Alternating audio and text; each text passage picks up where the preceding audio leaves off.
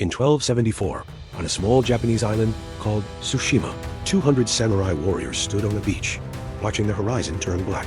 Not with storm clouds, but with 900 enemy ships carrying 50,000 of the world's most brutal warriors. The Mongol Empire, fresh from conquering China, Korea, and half the known world, had come for Japan. These 200 men were about to face odds of 250 to 1. By every law of warfare, they should have been slaughtered within hours. Instead, they pulled off history's most impossible military victory. How did they not only survive, but win? Today, you'll discover the secret weapons, tactical genius, and divine intervention that saved Japan from total conquest. The storm approaches. But first, you need to understand exactly what these 200 samurai were facing. Because the force approaching Tsushima wasn't just an army, it was a machine designed to erase entire civilizations from history. The Mongol Empire in 1274 was the largest contiguous land empire in human history. They controlled 24 million square kilometers, 16% of the entire planet's land surface. They had conquered more territory than Rome at its peak, more people than Alexander the Great ever dreamed of ruling, and they had done it using a military system so advanced, it wouldn't be matched for centuries. To put this in perspective, the Mongols had already obliterated the 80 million strong Song dynasty, turned the mighty Khwarezmian Empire into dust, left Kiev burning for weeks, and reduced Baghdad, once the jewel of the Islamic world, to a city of corpses. They weren't just conquerors. They were the apex predators of medieval warfare. Picture this: 40,000 hardened Mongol warriors who had spent their entire lives on horseback, capable of shooting composite bows accurately while riding at full gallop. These weren't just soldiers. They were the genetic and tactical descendants of Genghis Khan's war machine men who had been bred for warfare across 3 generations of continuous conquest. Their composite bows were marvels of engineering, made from layers of wood, horn, and sinew, capable of punching arrows through armor at distances of 500 yards. That's more than triple the effective range of anything the Japanese had ever encountered. A Mongol archer could kill you before you even knew you were under attack. But the technological advantage went far beyond archery. For the first time in Japanese history, an invading force was bringing explosive weapons to their shores. The Mongols had learned the deadly secrets of gunpowder warfare during their brutal conquest of the Song dynasty, and now they were bringing that knowledge to bear against Japan. They called them Tetsuhao, thunder crash bombs. Picture bamboo casings packed with gunpowder, iron fragments, and ceramic shards, designed to explode on impact and shatter both armor and morale. These weren't just weapons. They were psychological terror devices that could break the will of entire armies before the first sword was drawn. The invasion fleet itself was a marvel of medieval logistics. 900 ships, not fishing boats or transports, but purpose-built war vessels carrying 40,000 Mongol warriors, 15,000 Korean auxiliaries who knew Japanese waters intimately, plus 5,000 Chinese engineers who had perfected the art of siege warfare. The logistics alone were staggering. Enough horses for 20,000 cavalry, enough arrows for sustained combat, enough provisions to occupy Japan for months. Leading this unstoppable armada was General Liu Fuxiang, a veteran who had personally overseen the destruction of over 300 Chinese cities. His tactical manual contained detailed intelligence on Japanese fighting methods, gathered from Korean informants who had observed samurai combat techniques for decades. Here's what made this invasion truly terrifying. It wasn't improvised. The Mongols had spent 5 years preparing specifically for Japan. They knew that samurai fought individually rather than in formations. They knew Japanese armor was vulnerable to certain types of arrowheads. They had even studied Japanese castle construction to determine the most effective siege techniques. Meanwhile, the Japanese knew virtually nothing about their enemies. Most samurai had never seen a Mongol warrior, never encountered gunpowder weapons, never faced coordinated cavalry charges. They were preparing for medieval combat against an enemy using early modern warfare techniques. The technological gap was equivalent to medieval knights facing World War I artillery. The Mongols were bringing 13th century combined arms tactics, coordinated infantry, cavalry, naval, and siege operations against an enemy still fighting individual duels with swords. Standing against this technological marvel were 200 men with katanas, led by Sosuke Kuni, a provincial governor whose most challenging military experience had been suppressing local bandits and dealing with occasional pirate raids. But here's what the Mongols didn't know, and what would ultimately doom their invasion. They had never faced warriors who viewed death as a pathway to spiritual perfection, or encountered an enemy for whom surrender was literally impossible due to religious conviction. The greatest military machine in human history was about to collide with warriors who had transformed warfare into a spiritual art form.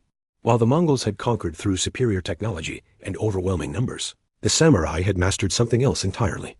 Masters of a different war. To understand how 200 men could stand against 50,000, you need to understand what made a samurai different from every other warrior on Earth. This wasn't just about fighting techniques or weapons. It was about a completely different philosophy of existence that transformed combat into something approaching the supernatural. Every samurai was bound by Bushido, the way of the warrior, a code that didn't just govern how they fought, but how they lived, thought, and died. While Mongol warriors fought for conquest, plunder, and the expansion of empire, samurai fought for something far more powerful, the purification of their immortal souls through perfect action in the face of death. This philosophical difference created tactical advantages that the Mongols couldn't comprehend. A warrior who genuinely believes death is preferable to dishonor fights with an intensity that terrifies enemies accustomed to opponents who value their lives above their missions. But let's talk specifics, because Bushido was backed up by some of the most advanced metallurgy and craftsmanship of the medieval world. A samurai's Ji-Oroi armor wasn't just protection. It was a masterpiece of engineering that represented the pinnacle of Japanese metalworking. Each suit contained over 5,000 individual pieces, iron and leather scales laced together with silk cords, reinforced with lacquered plates, and designed to deflect arrows while allowing complete freedom of movement. The construction process took a master craftsman 6 months of 12-hour days to complete. The iron was folded and refolded to eliminate impurities, then heat-treated using techniques that wouldn't be matched in Europe for another 200 years. The result was armor so well crafted that Mongol arrows, deadly against Chinese and Korean forces, literally bounced off samurai chest plates. Each set cost the equivalent of a modern luxury car, more than a peasant family would earn in 3 lifetimes. But the investment was worth it. Properly fitted Oyoroi could stop arrows, deflect sword strikes, and even absorb some of the impact from early gunpowder weapons. And then there was the katana. You've seen samurai swords in movies, but you've never understood their true power. Each blade began as tamahegane steel, created through a process where iron ore and charcoal were heated in clay furnaces for 72 continuous hours. The resulting steel was then sorted by carbon content, high carbon steel for the cutting edge, medium carbon for flexibility, low carbon for the core. The forging process involved folding and refolding the steel through exactly 16,000 hammer blows, creating a blade with over 65,000 layers of steel. The cutting edge was differentially hardened using clay tempering techniques that created a blade harder than modern surgical steel, yet flexible enough to bend 90 degrees without breaking. The result was a weapon that could slice through Mongol leather armor like silk, decapitate a horse in a single stroke, yet remain sharp enough to split a hair lengthwise after hours of combat. European knights, accustomed to heavy broadswords, described katanas as impossibly sharp and supernaturally balanced. But so Su Kikuni understood that superior equipment wouldn't be enough against these impossible odds. So he began implementing something that revealed the true genius of samurai strategic thinking. He prepared to transform Tsushima Island itself into a weapon. For 6 weeks before the invasion, Su Kikuni's men had been secretly modifying the island's natural defenses. They constructed hidden arrow caches in caves throughout the mountainous interior. They prepared ambush positions at every natural choke point. They even diverted small streams to create muddy killing zones where heavy cavalry would bog down. This wasn't just defensive preparation, it was environmental warfare. The samurai understood that when you're outnumbered 250 to 1, you don't fight your enemy's battle on their terms. You force them to fight your battle on terrain you've spent months preparing. But the real strategic genius lay in the samurai's approach to intelligence gathering. Unlike European knights, who often charged into battle with minimal reconnaissance, samurai commanders spent weeks studying their enemies' habits, tactics, and psychological weaknesses. Su Kikuni had interrogated Korean fishermen, analyzed Mongol ship construction through captured vessels, and even obtained samples of Mongol arrows to test against different types of Japanese armor. He knew exactly what his men would face and had prepared specific countermeasures for each Mongol tactical advantage. The samurai had also prepared psychological warfare techniques designed to exploit Mongol superstitions. They knew that Mongol warriors, despite their fearsome reputation, had cultural taboos about fighting at night, entering certain types of terrain, and dealing with enemies who didn't conform to normal patterns of fear and retreat. Each samurai spent the weeks before invasion in intensive spiritual preparation, meditation, poetry composition, and ritual purification designed to eliminate all attachment to earthly existence. By the time the Mongol ships appeared on the horizon, Su Kikuni's men had already transcended normal human concerns about survival. This was the force philosophy that had been refined for centuries on an island nation where every battle was fought with the ocean at your back, where retreat meant drowning. Victory was the only path to survival, and defeat was literally unthinkable. The samurai had transformed themselves into something unprecedented in medieval warfare. A small unit of warriors who fought with the tactical flexibility of elite special forces, the equipment quality of medieval knights, and the psychological intensity of religious fanatics. But all of this tactical brilliance, spiritual preparation, and technological superiority was about to be tested against something no samurai had ever encountered. The most advanced military technology of the medieval world, deployed by warriors who had made conquest into an exact science. On November 19, 1274, those 900 Mongol ships reached Tsushima's shores, and the samurai discovered that all their preparation might not be enough. The machine of war lands.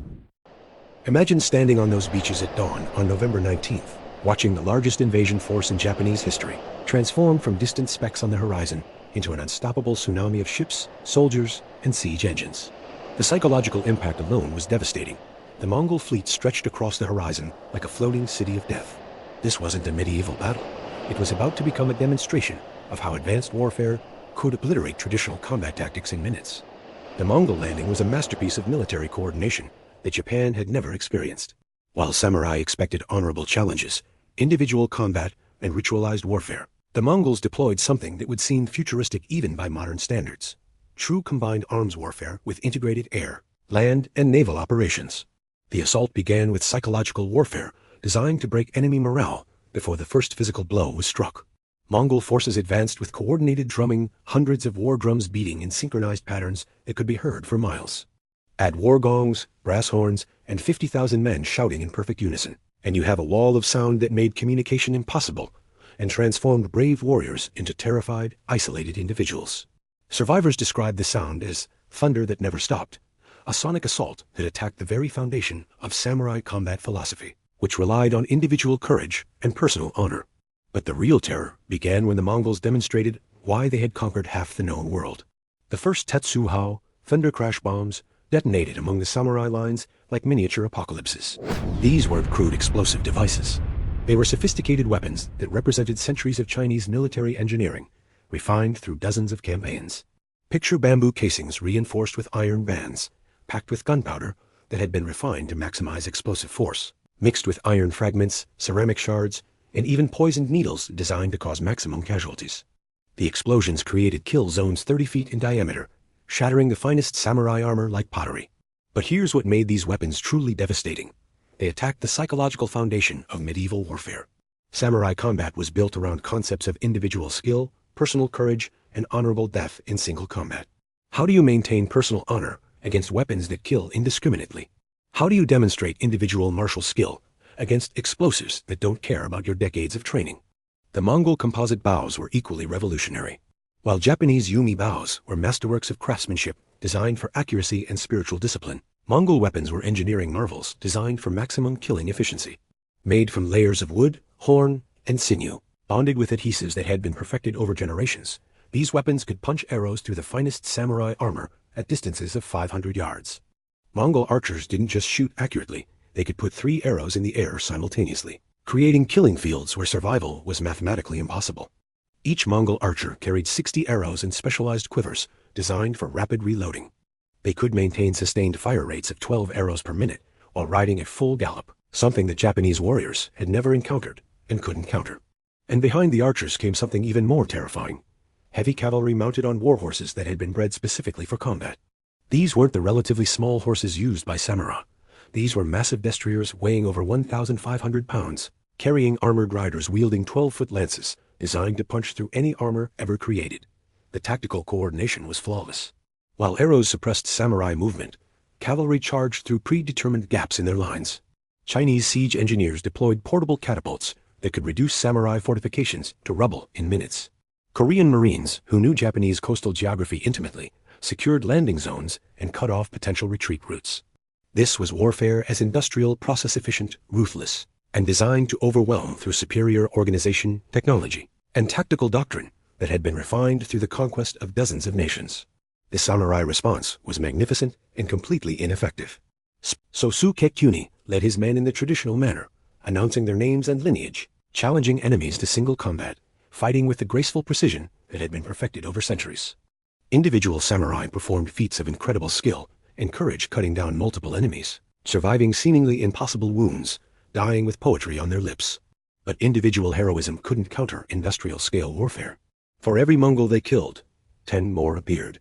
For every position they defended successfully, 5 others were overrun by coordinated attacks that exploited every weakness in traditional Japanese tactics. By noon on the first day, half the samurai force was dead or severely wounded. By evening, 80% of Sukakuni's men were casualties. The Mongols had established secure beachheads across multiple locations on the island and were preparing to complete their conquest the following morning. So Sukekuni himself had taken 7 arrow wounds and could barely stand. His beautiful lacquered armor was cracked and bloodied. His katana, despite its superior craftsmanship, had been damaged fighting against weapons and tactics it was never designed to counter. Every military manual ever written would tell you that the battle was over. The samurai had been defeated by superior numbers, superior technology, and superior tactical doctrine. The surviving 40 warriors should have committed seppuku to preserve their honor and avoid the shame of capture. Instead, as night fell and the confident Mongols made camp to celebrate their inevitable victory, the wounded Japanese commander made a decision that revealed the true genius of samurai warfare philosophy. Rather than accepting honorable defeat according to traditional military conventions, Sukekuni chose to abandon every rule of medieval warfare and transform his small band of survivors into something the Mongols had never encountered in their decades of conquest. Ghosts who fought without hope, without fear, and without any regard for the established rules of combat. Because while the Mongols had mastered conventional warfare, they were about to discover that samurai had spent centuries perfecting something far more dangerous. The art of fighting when death is not just certain, but spiritually necessary. Spirit versus machine, the impossible stand. Night warfare in medieval times was virtually unheard of. Armies fought during daylight hours according to established conventions, made camp at dusk, posted guards, and resumed battle at dawn. This wasn't just tactical doctrine, it was a gentleman's agreement that had governed military conduct for centuries across multiple cultures. The Mongols, despite their revolutionary tactics and technological superiority, still followed these same basic conventions. After all, they had conquered most of the known world using daylight battles and conventional military logic. The samurai were about to throw out every rule in the book. So Sukekuni, bleeding from multiple wounds and down to fewer than 40 effective fighters, understood something that would have been heretical to traditional military thinking. When facing certain death, conventional tactics become not just irrelevant, but counterproductive. His remaining men weren't trying to win anymore. They were trying to make their deaths so costly and terrifying that the entire invasion would collapse from psychological damage. This was asymmetric warfare at its most desperate and brilliant. Using their intimate knowledge of Tsushima's mountainous terrain, every deer path, every hidden cave, every natural ambush position, the samurai transformed from a conventional military force into something unprecedented. Special operations warriors with nothing left to lose and everything to gain through spiritual transcendence. The first night raid began at 2 a.m. Instead of mass charges or honorable challenges, small groups of 3 to 4 samurai infiltrated Mongol positions, using stealth techniques that had been developed for hunting in dense forests. They moved like shadows, eliminated sentries with silent kills perfected through decades of meditation and martial practice, and disappeared back into terrain they knew better than their own homes. But what made these raids truly revolutionary was their integration of spiritual warfare with tactical brilliance. Traditional samurai combat involved elaborate rituals, announcing your name, reciting your lineage and achievements, challenging specific opponents to honorable single combat. This worked perfectly for establishing individual reputation and maintaining social order, but it was completely useless against massive armies. Desperate samurai abandoned these conventions and began weaponizing their own cultural practices. They would compose death poems in their own blood and leave them at sites of their attacks, not as artistic expression, but as psychological terror weapons. Imagine being a Mongol soldier, veteran of dozens of campaigns, discovering verses that celebrated death and promised supernatural revenge, written in fresh blood by enemies who had vanished like spirits. They performed ritual seppuku in front of captured enemies, demonstrating that death held no terror for them, that they actually welcomed it as spiritual liberation. Most effectively, they began composing and reciting war songs while fighting, transforming their final moments into supernatural performances that convinced their enemies they were fighting demons rather than human beings. The psychological impact was devastating and completely unexpected. Mongol forces were accustomed to enemies who feared death, who could be intimidated, who would eventually break under sufficient pressure. Suddenly, they were fighting opponents who became more dangerous as their situation became more hopeless. Historical accounts describe individual samurai fighting with 3 or 4 broken arrows still embedded in their armor, their katanas slick with blood, composing poetry between sword strokes while their enemies watched in supernatural terror. So Sukekuni himself, despite wounds that should have been fatal, led the most audacious raids personally. He had transcended normal human limitations through what can only be described as spiritual transformation, moving through enemy positions like a ghost, killing with precision that seemed impossible given his injuries, appearing and disappearing in ways that convinced even hardened Mongol veterans that they were facing supernatural opponents.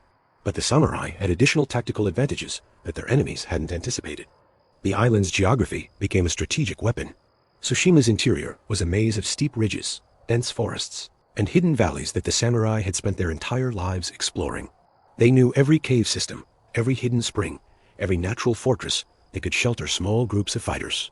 More importantly, they had spent weeks before the invasion preparing this terrain for exactly this type of warfare. Hidden weapons caches allowed them to rearm during extended operations. Pre-positioned supplies meant they could operate for days without returning to any fixed base. Modified terrain features, deadfalls, concealed pits, redirected streams turned the entire island into a massive trap. The Mongols found themselves in an impossible tactical situation. They controlled the coasts and open areas, but the interior had become a supernatural hunting ground where their technological advantages were useless and their numerical superiority couldn't be effectively deployed. Night after night, the raids continued. Each attack was smaller in numbers, but more devastating in psychological effect. Mongol forces, who had conquered nations through superior organization and morale, began experiencing something unprecedented: fear of an enemy they couldn't understand, predict, or effectively counter. But the samurai had one final advantage that would transform this desperate resistance into legendary victory. Living on an island in the Korea Strait had given generations of Tsushima residents intimate knowledge of weather patterns that outsiders couldn't possibly understand. Local fishermen could predict storms days in advance by reading subtle changes in wind direction, cloud formations, ocean swells, and even the behavior of seabirds. Knowledge that had been passed down through fishing families for centuries was about to become the ultimate strategic weapon. Su Kei-kyuni and his men weren't just fighting to delay the invasion. They were fighting to survive long enough for the seasonal weather patterns to arrive. Every night raid, every psychological attack, every desperate stand had been calculated to prevent the Mongol fleet from retreating to safe harbors before the autumn typhoon struck. And on the night of November 21st, 1274, as the last handful of samurai prepared for what they knew would be their final battle, the wind began to shift in ways that would convince even the Mongols that Japanese gods were real. What happened next transformed this impossible last stand into a victory so legendary that it would define Japanese national identity for the next 7 centuries. The Divine Intervention. At exactly 2:17 a.m. on November 22, 1274, Su Kei-kyuni felt the wind shift direction and knew that 3 days of impossible fighting were about to be vindicated. After 72 hours of brutal combat that had reduced his force from 200 men to fewer than 20 effective fighters, the island's most experienced weather watchers had been proven absolutely correct. The autumn typhoons were arriving precisely on schedule. But here's the crucial detail that transforms this story from random luck into strategic genius. This wasn't divine intervention in the supernatural sense. This was the culmination of generations of accumulated local knowledge, being deployed as a weapon more powerful than any sword ever forged. The samurai hadn't been fighting just to delay the Mongols. They had been fighting to keep the invasion fleet anchored offshore long enough for predictable seasonal weather patterns to arrive. Every night raid, every psychological attack, every desperate stand had been part of a calculated strategy to prevent the Mongol commanders from retreating to safe harbors until it was too late. This was meteorological warfare at a level of sophistication that wouldn't be matched until the development of modern weather prediction technology. The Mongols, despite their tactical brilliance and superior technology, were operating in completely unfamiliar waters. They didn't understand the Korea Strait's unique weather patterns, the seasonal typhoon cycles that local fishermen had been tracking for centuries, or the treacherous underwater currents that made these waters a graveyard for ships commanded by inexperienced navigators. Their Chinese naval advisors had experience with river warfare and coastal operations, but nothing had prepared them for the open ocean storm conditions that were about to demonstrate the ultimate futility of trying to conquer Japan without understanding Japanese natural conditions. As the storm intensified throughout the early morning hours, Mongol commanders faced an impossible tactical decision: abandon their hard-won beachheads and risk losing their entire invasion force to what appeared to be a minor weather disturbance, or maintain their positions and complete the conquest of Tsushima before dealing with what they assumed would be a typical autumn storm. What struck Tsushima on November 22nd wasn't a typical storm. It was a Category 4 typhoon, with sustained winds exceeding 150 miles per hour and wave heights that reached 40 feet. The 900 Mongol ships, designed for the relatively calm waters of rivers and protected coastlines, were completely unprepared for the savage conditions of an open ocean typhoon.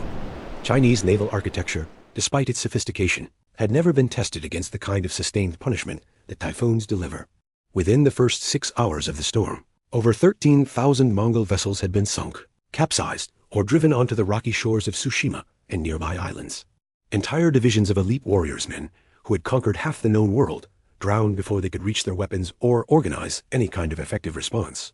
Chinese siege engines, worth the equivalent of modern military budgets, were crushed by their own ships as vessels collided in the chaos. Horses that had been bred for warfare across multiple generations died by the thousands as transport ships broke apart, in waters too violent for any rescue attempts.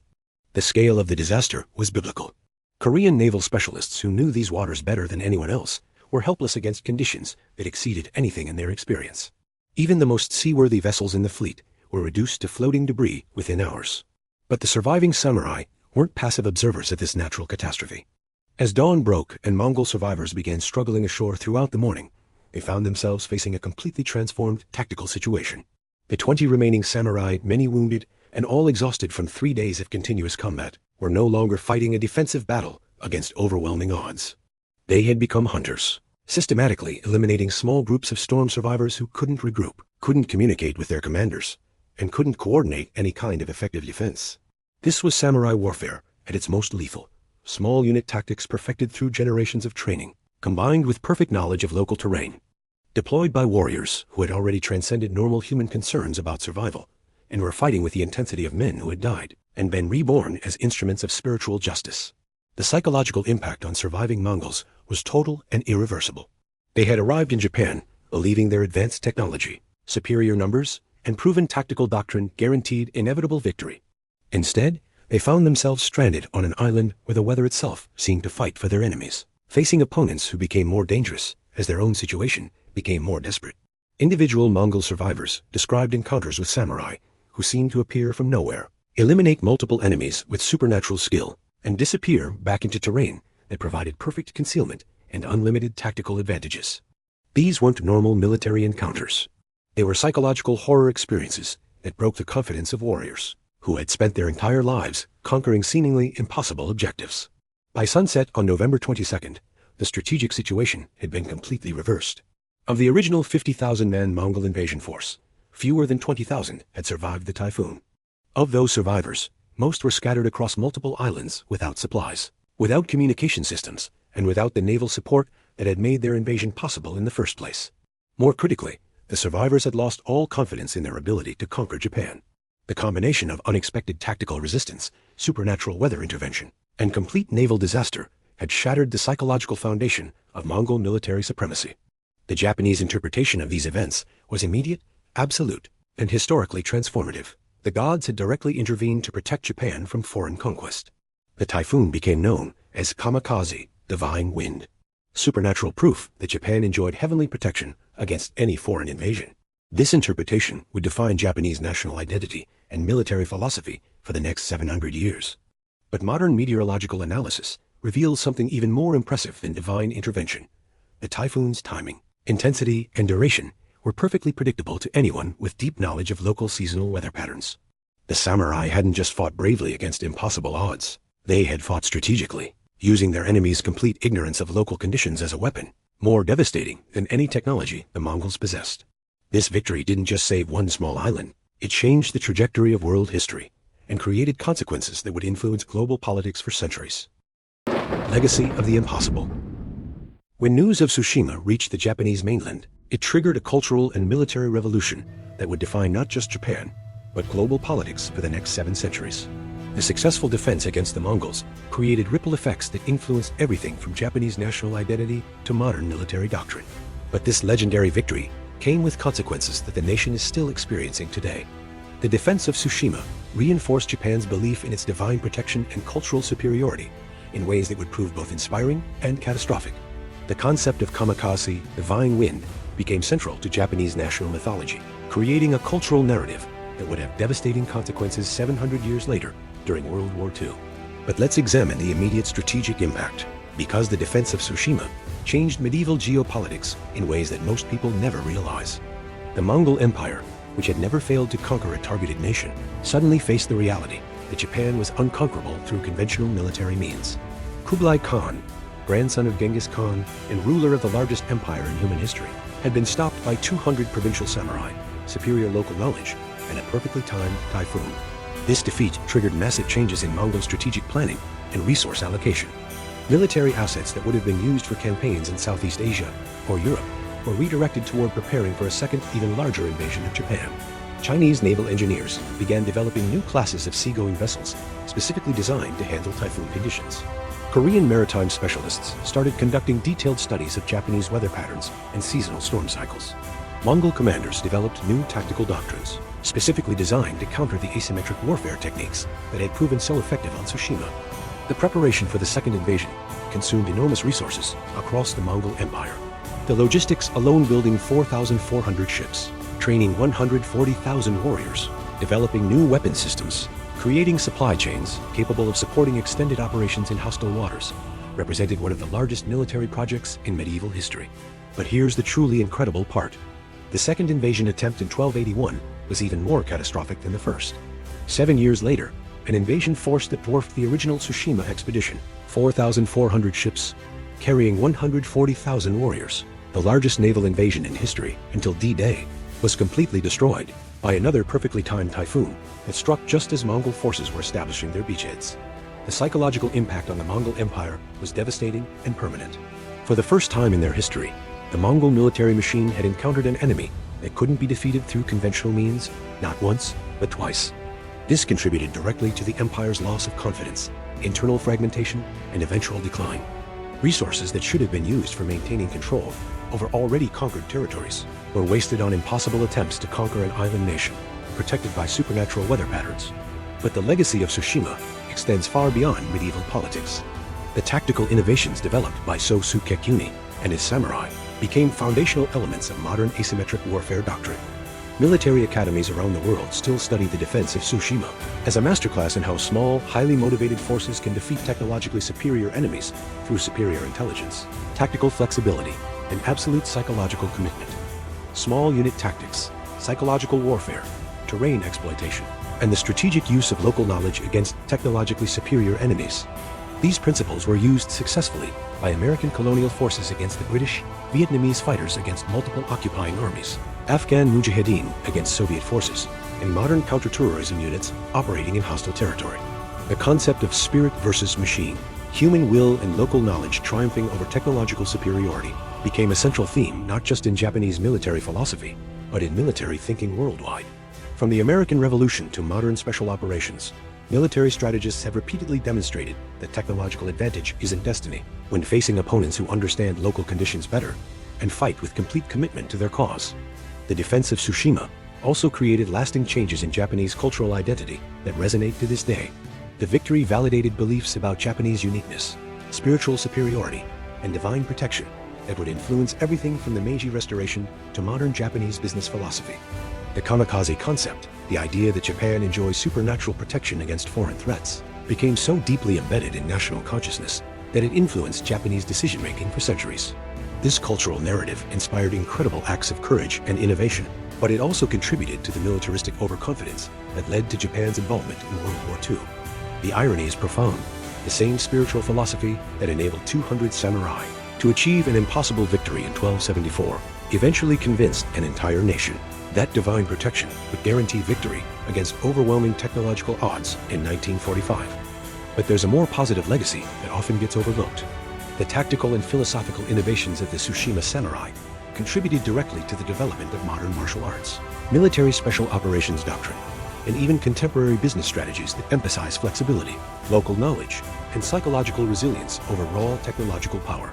In our modern era of artificial intelligence, automated warfare systems, and technological disruption, the lessons of Tsushima remain remarkably relevant. The battle demonstrated that the most advanced technology can be defeated by opponents who truly understand local conditions, fight with complete psychological commitment, and use their enemies' assumptions against them. Silicon Valley entrepreneurs study samurai philosophy, not because they're interested in medieval warfare, but because the principles that enabled 200 warriors to defeat 50,000 invaders.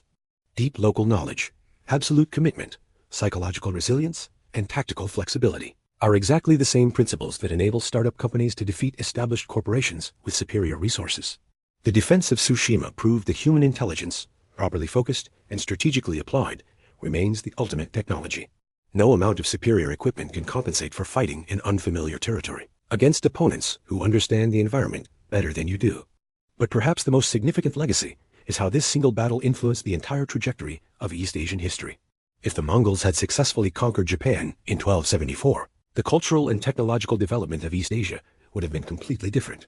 Japan's unique isolation, reinforced by the perceived divine protection demonstrated at Tsushima, allowed for the development of distinctly Japanese innovations in everything from metallurgy to philosophy.